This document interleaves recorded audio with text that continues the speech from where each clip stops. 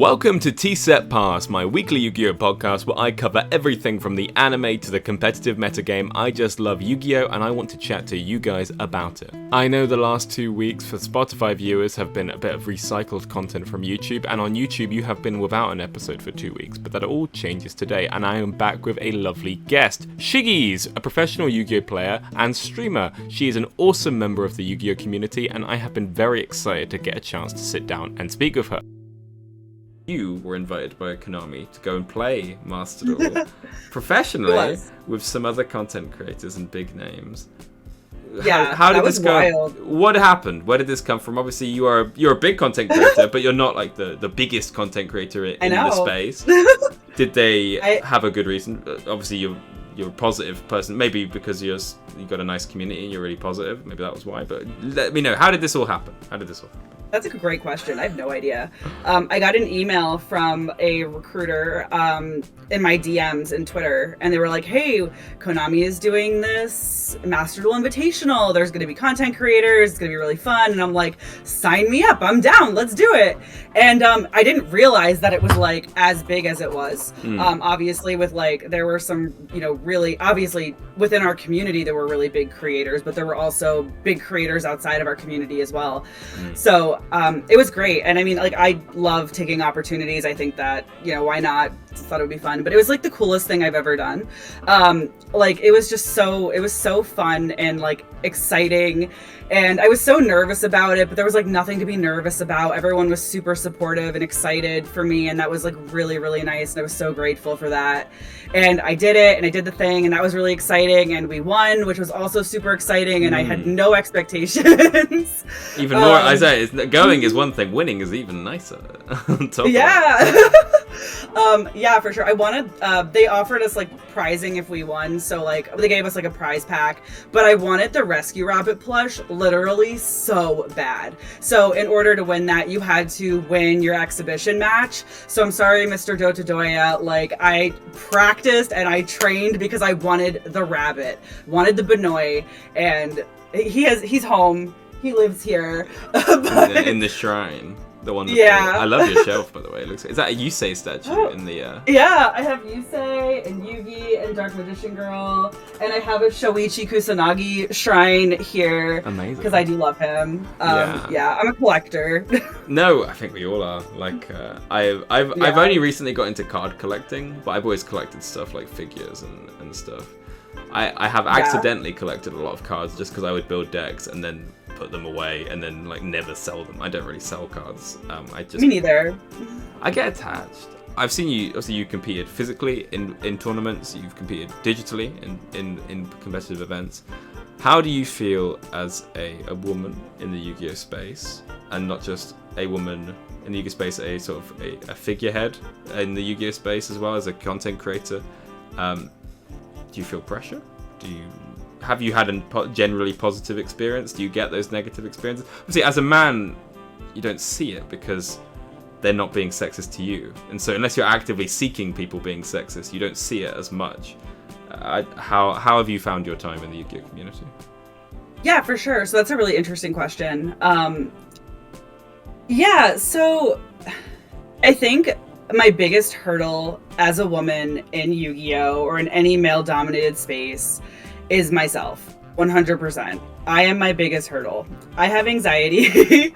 I get really, really nervous, especially being oftentimes I'm the only woman in a room.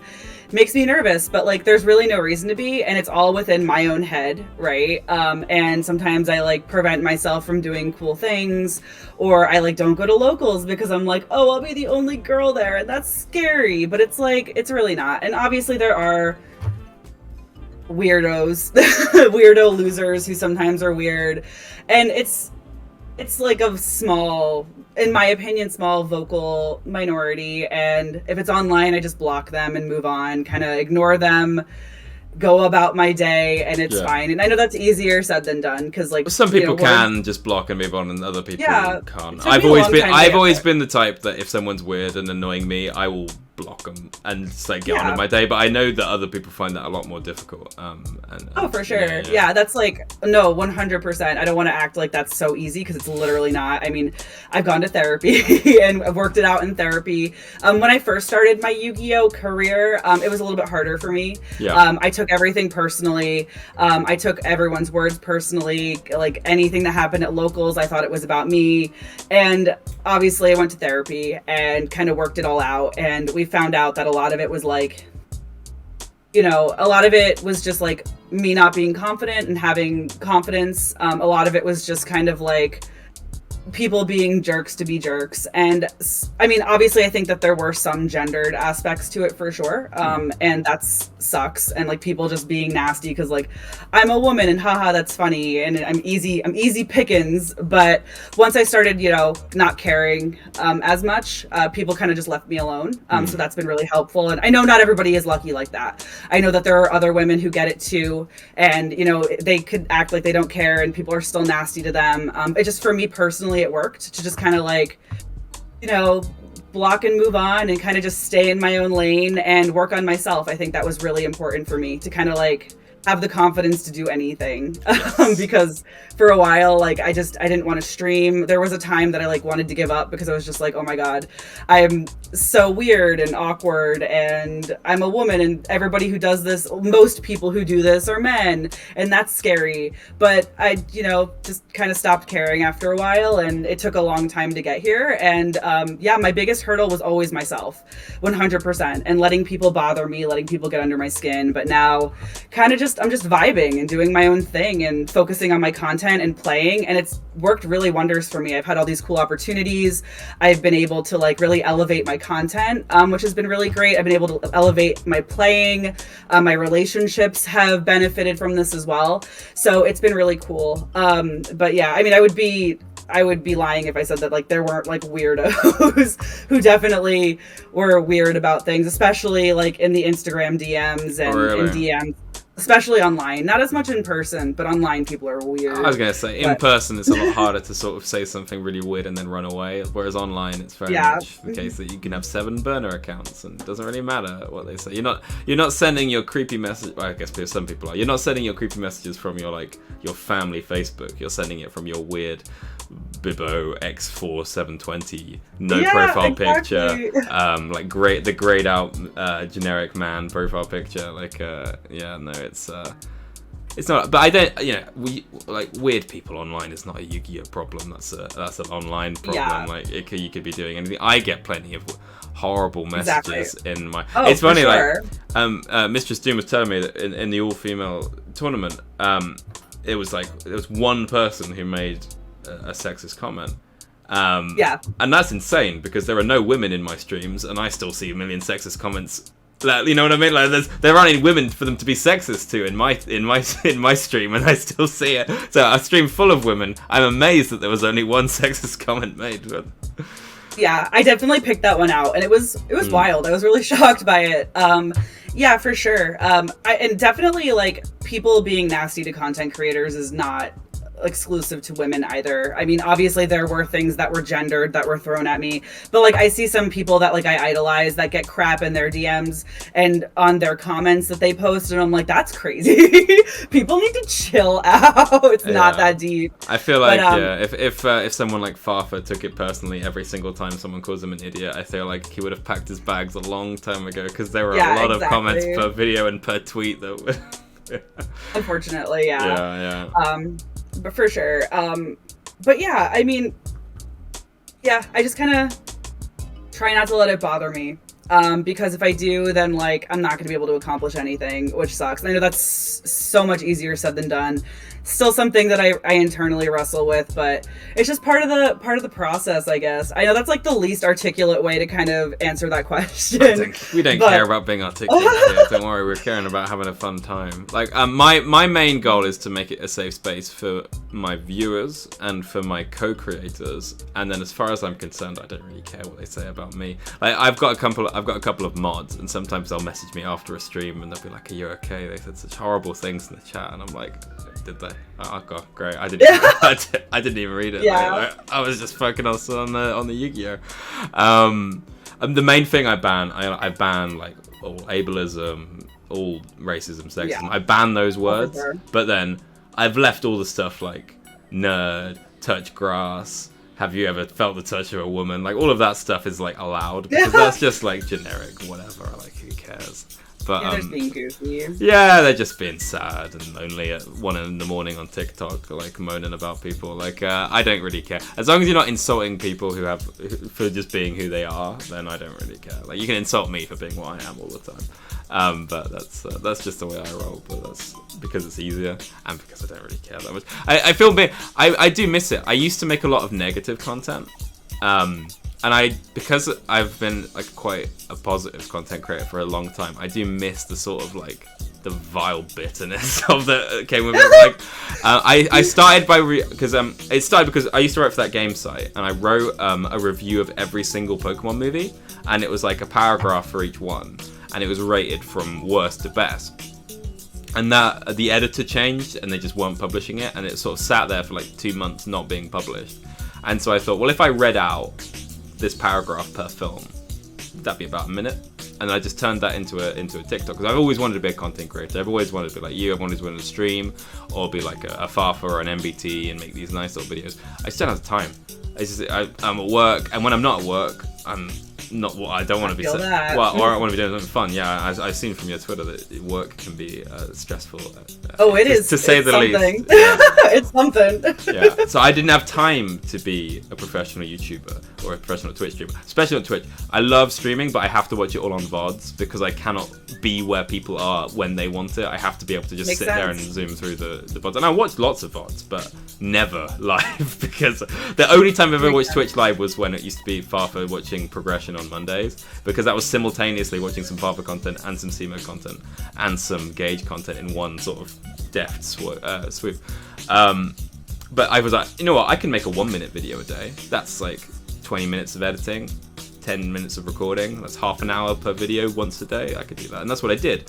And because I was going from worst to best, I was starting by saying, this film sucks, it's boring, it's terrible, the voice acting, and every single day they'd be like, why are you doing Pokemon videos? You hate everything. I was like, you'd notice that I'm going from bottom, they're getting more positive as they go. By the time I got to like film, there was like 24 films then, there's no new ones so far, so by the time I was in like the top 20s, I loved all those films. But those first like 15 videos, it was people going, wow, this was my childhood, I love this film. I was like, yeah, it's my childhood too, but I'm rating them now. And then after that, I reviewed all of Digimon, and that was very positive. And then I started making Yu-Gi-Oh content, and I started going on lives. And I generally, after series 1 of Duel Monsters, has loads of bad filler arcs, and so I'd be like, Virtual World arc sucks, and then everyone would be like, no, I love it. It's got the penguin. I love that one. I love it. It's fun. But when you like put it in the middle of Battle City, we pause Battle City to go and hang out with the penguin in cyberspace. I was like, ah. But then that was awesome. Fine. It was awesome, yeah. Yeah. Kind of awesome. It had good episodes, but they were between, like, for every cool episode of Joey and Yugi and Kaiba doing something, you'd have an episode of Tristan and Serenity and, well, I like Duke. Okay, Duke's I love that episode! No, I love the episode. I love the episode, but you were sort of, as a kid, you're like, when are we going back to the real guys, you know? And I think that was a problem with Duel Monsters as a whole, is that we had too many characters that didn't know how to play Yu-Gi-Oh! So when you have an episode where Tristan has to play Yu-Gi-Oh!, half of the episode is Tristan going, I don't know what these cards do. It's a robot. That seems pretty good. And then you have to just watch him lose. He always loses because he doesn't know how to play Yu-Gi-Oh! And you're like, well, how's this gonna go? If it's Serenity, if it's T, she'll probably win because she tends to. In the 3, she never lost a duel, I don't think. I think that was the way it was, or something like that.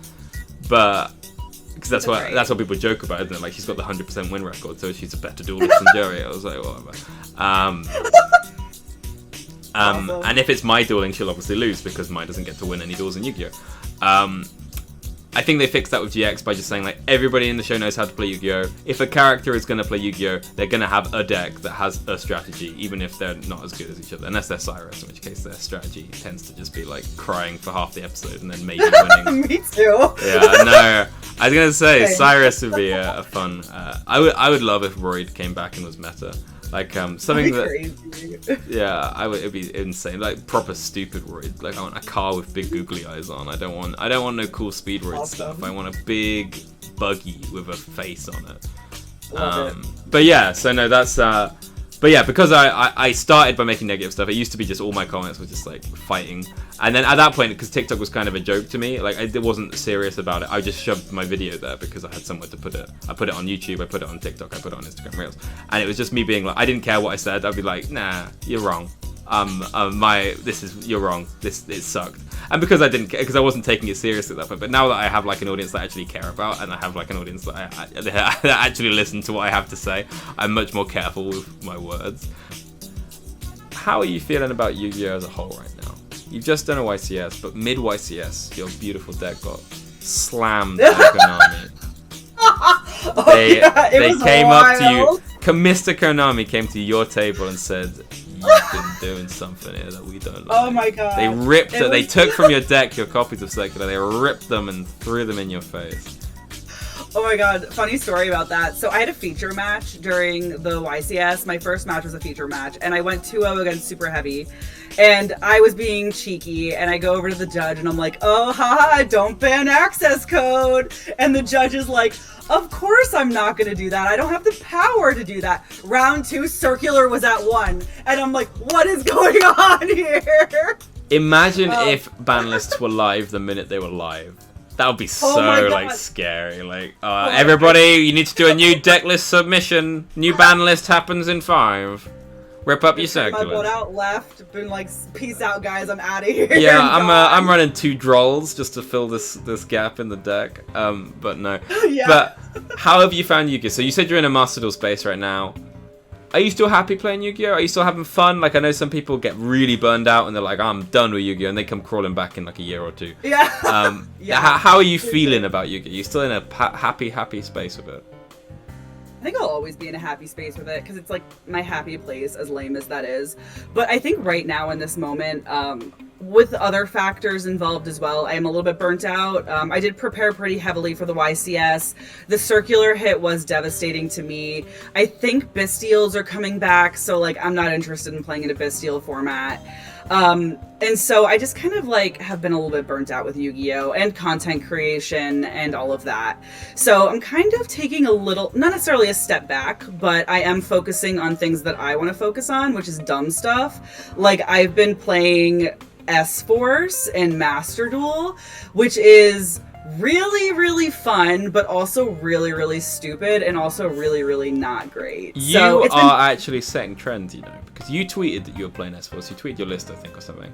And that day, I bumped into 4 S-Force players. No, you didn't! I have Why? I have a friend called Matt that I taught how to play Yu-Gi-Oh! And he plays the dumbest decks that he can find. So he's the only person I've ever played S-Force against. The day you tweet that you're playing S-Force with your list, I see 4 S-Force players whilst I'm on Master Duel Grind. What are you people doing? They're learning from you. You are an influencer. You have influenced them. You've influenced them into S-Force.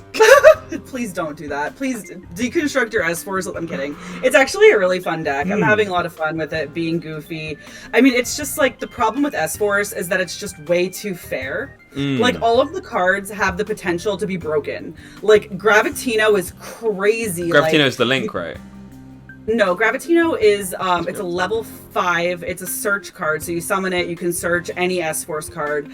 But then if it's in a column as one of your opponent's monsters, if your opponent's monster leaves the field, it's banished. Okay. And a lot of people don't read that. No. So I've been like really abusing that in Master Duel. It's been very silly for me.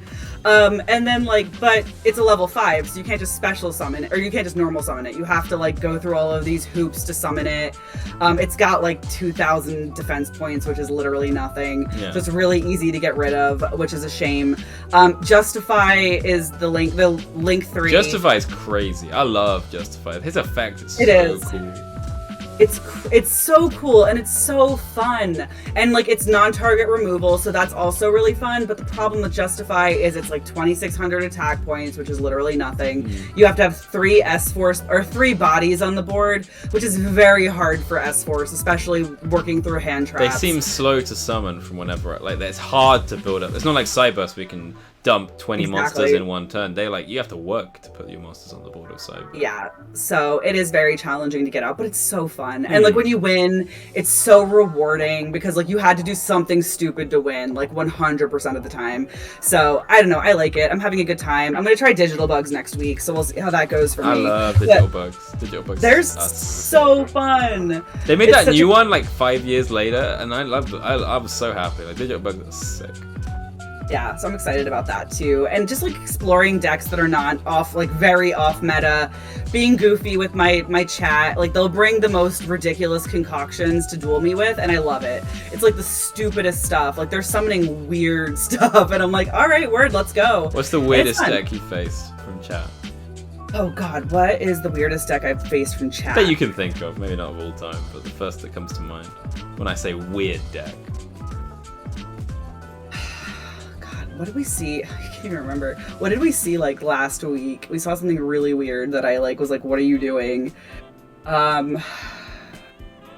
This is the worst interview. I'm like, I don't remember.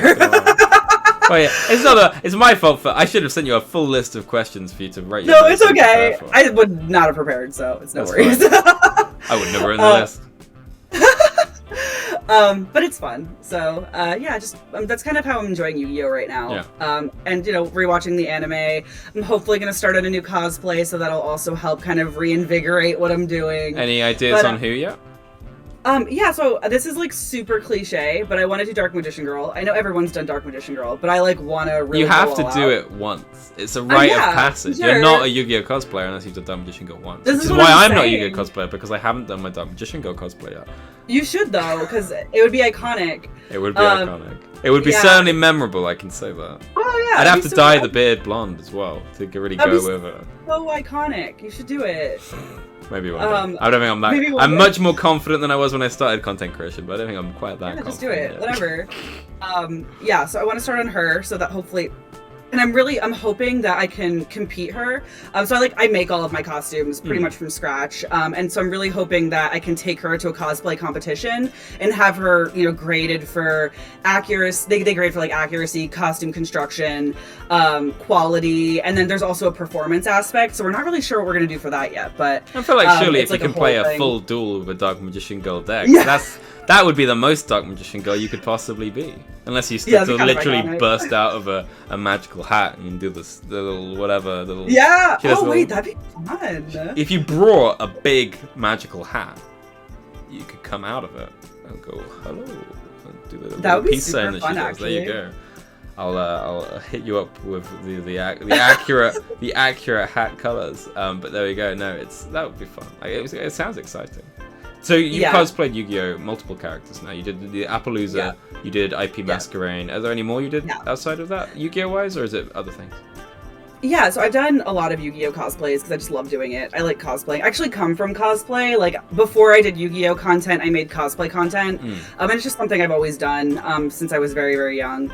So I've cosplayed Akiza from 5Ds. I've done Yusaku, Fujiki. I have Playmaker in the process. So from the anime, I've done Judai for sure. The body suit with the line. Yeah. Yeah, for sure. I've got a Judai cosplay. I've made Johan before. I have done Hell Johan as well a very long time ago. Or when when he's in his U-Bell edge phase. Yeah. It was ridiculous. Sorry, Jaden. I'm in my leather and belt phase, and you cannot stop me. Yeah, I found it. One of the most funny things I found when I watched GX and I had that bit, when he's depossessed, he's nice. He's still in the bondage gear. And it's obviously like, well, yeah, obviously, it's just because he's good now doesn't mean his outfit's going to change. But I just thought it was so funny that he just has to sit there with Cyrus in his full leather and belt costume that Yubel's dressed him up in. Wild. Yu-Gi-Oh! GX is wild. I love it. Yu-Gi-Oh! GX is, you know how like people, have you ever seen all that stuff about Totally Spies being like just a list of weird fetishes that are produced? Yes, I have. GX for somebody has awoken a lot of stupid stuff. Like in terms of dinosaurs, it has to have like you know that somebody saw that Jesse in the belts and the neck thing, and that was like their new personality for the next 5 to 10 years to follow. Yeah, no, for sure. Oh my god, I am very involved in the fandom. That literally happens all the time. All the time. I'm not as in the fandom as I'd like to, because I've never been super online. It's weird. I've always watched YouTube, but YouTube is like not two-way. Like YouTube you get from them. Ever since I was like 10, I've been on YouTube watching, but I never did Twitter really. When I did Facebook, it was like Facebook with your friends, you know, so it's like your real life circles, so it's not like you're exploring any new circles. As a kid, I was very much anti-stranger danger, so I didn't talk to strangers online. That's smart. Well, it's smart, but it's boring, isn't it? But no, like it's very smart. I was very safe, but I was very out of the Yu-Gi-Oh loop, so I didn't go into those like communities in the same way. And when I was on Dueling Book as like a teenager, before the Dueling Book ban, I guess it would have been in your gap with Dueling Book when you weren't playing. Like when I was. Are you talking about Dueling Network? I mean Dueling Network. Dueling Book's the new one, obviously. Oh, I played on Dueling Network. Dueling Network. Yeah. Oh, I remember Dueling Network. Do you remember that everybody had their own websites? Do you remember that when everyone in Dueling Network would have that? So you'd be in Dueling Network and they'd be like, "Join my clan," and then you. No. Do you remember that?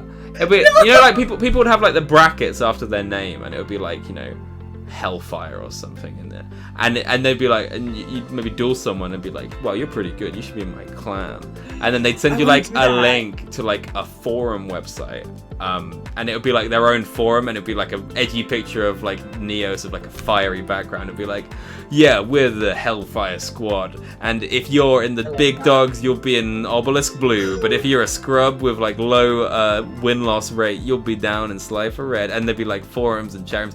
Every single... because that was when the internet was so much less centralized. People would make websites for their little friends, and they wouldn't all just shove it on Twitter, and it wouldn't all be on like Twitch or whatever. You'd have like our own website. And you saw it with YouTubers a lot too. Loads of the YouTubers that I used to watch as kids had their own website. Like I used to watch this guy called Hellfire Comms, and as well as YouTube, they had hellfirecoms.com, and that would have all their videos and stuff. All those websites are gone now, or they've been like condensed down. They used to have like forum elements and stuff because people just loved building forums back in like the 2000s and early 2010s, and now that's all. I remember. It's all gone. It's sad. I never got into Tumblr. I wish I'd got into Tumblr. I think. No, you don't. I don't. Well, no, I know. I'd have been so toxic, but the way that people talk about Tumblr now, I wish I was in that horrible mess. You know what I mean? It's like people are like, "Oh, remember when Tumblr went crazy? When when like you had Lorax, Sexy Man, and all that stuff?" And like, I would have been so all about that, and I wasn't in it because I didn't want to be all about that. But in hindsight, I wish I was in the Tumblr hole, in the dirty dark Tumblr hole. It's like when people start talking about stuff like that. What was it, like Homestar or something? That like big webcomic. Homestuck, yeah. When people talk about Homestuck, I'm jealous of the shared community of that because I'd never heard of it until like last year, and so obviously I've kind of missed the hype, missed the boat in terms of getting in on the hype. I could read it or whatever, but it's like, but that coming out weekly is probably like, or whenever it came out monthly, like getting each new chapter, you're never gonna recreate that just by catching up. And the same with One Piece, you know, I watched all of One Piece in a space of 2 months, like a year ago. And it was amazing. It changed my life. Magical. It's my whole personality ever since, obviously. But I'm never going to be that person who watched it from like the 2000s and grew up with it and has had like years and years and years. Yeah. I'm not sure I need that, but like, you get jealous of like the fact that I'm never going to be like that day one ride or die because I came in late. No, I get that for sure. I feel that way with Yu-Gi-Oh sometimes. Because I was playing since 2003, but I took like so many breaks. Took like a 10-year break before making it back in 2020, and I felt so disconnected for a really long time, and that was kind of lame. But I feel like I found my community and found my footing. So it now it doesn't matter as much, but it definitely hurt back then for sure. 100%. I think a lot of people go, how do you learn how to play all this stuff? I was like, well, I didn't learn how to play all this stuff. I knew how to play the stuff, and then they added Fusion, and then they added Synchro, and then they added Xyz. There was like a 10-year gap between each one where I didn't have to learn all the stuff, and then eventually I have learned as it's been released. It's not like I learned it all in one, and that's why I think it is kind of scary for people to come in. It's like, oh, for sure. How are you going to learn all of it? I was like, well, I didn't learn all of it. I learned a bit by bit as they invented it. By being here since day one, I've seen it all. Yeah, for sure. No, that makes total sense. If what do you think's next? Lynx came many years ago now. I think this year is, if we were following the same cycle that Konami usually follows, this year would be the year we'd get our new extra deck mechanic. We clearly haven't so far. I think we're unlikely to get one this year just because the Megatin at the end of this year is a celebration of anime characters. I don't think they're going to want to have to deal with like a new kind of card. What's next? What do you want next? What do I want next? I want Yu-Gi-Oh! Vrain's manga. No, I'm kidding. That's a really good question. I mean, I've never really thought about it. I mean, obviously the game is ever evolving, which is very cool. We'll get something eventually. Like, it's not a question of if. Like, it's a question of, is it 5 years away or is it 2 days away? Yeah, like, for sure. Yeah, I'm honestly, I mean, I couldn't tell you. Really? Couldn't even speculate. You know, when I came back and I was learning how to link summon and pendulum summon and all this other crap, I was like, what is this? What's happening? They're blue cards and they're not rituals? What? Don't get me started. Why aren't they red? Why aren't they red? Rituals were already blue. We have no red cards. Why aren't links red? That's what I want to say. I like the blue. I like the blue, but they'd already done that. Change the rituals to this new nicer blue. The new blue is nicer. Like the link blue, when you put a link next to a ritual, it makes that ritual look so bad. But it's really sad. But links could have been that red card. Get the red from the link arrow and put that on the. I guess they just wanted to do the blue with red arrows. But anyway, I'm not gonna. Yeah. I've ranted every single podcast about how I think links should be red, so I won't talk about it anymore. So funny. I can't guess. It's hard to guess because every time you think of a new mechanic, they add it to an archetype rather than to the game. Like how Earth's Arctics do like the takeaway synchros. So that could have been Dark Synchros, but it isn't. It's Earth's Arctics thing. And so you know, like monsters becoming spells, that's Crystal Beast thing. And also Semi-Pendulum. But you know what I mean? Like stuff, they keep inventing new ways to keep the game fresh, but they do it within the confines that they've already set.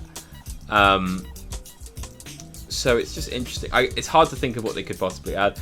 I think beyond like maybe adding some kind of super boss that's like that you can't summon until turn 5, but then you basically win if you do, to encourage like slow play and stall a little bit to make the games go on a bit. Maybe I was thinking like extra deck spells and traps, so that you'd be able to run something like Mirror Force because you wouldn't have to rely on the inconsistency of drawing it and it messing up your combo pieces and stuff. You could focus your deck on engine, but you'd get like maybe one extra deck Scrap Iron Scarecrow that you can recycle a little bit, so you can keep it safe that little bit. But I think the issue there is it becomes very quickly a fast meta game of what's the good one, and then we all use the good extra deck spell. You know, if you can only have one extra deck spell and one is Pot of Greed and one is, you know, bye damage, I think we'll all just end up using Pot of Greed. You know what I mean? So it's like, it's hard to judge because balancing is everything in Yu-Gi-Oh. Yeah, no, for sure, definitely. Yeah, I think that they've also evolved the game in different ways, as opposed to, you know, adding in adding in things to the main game.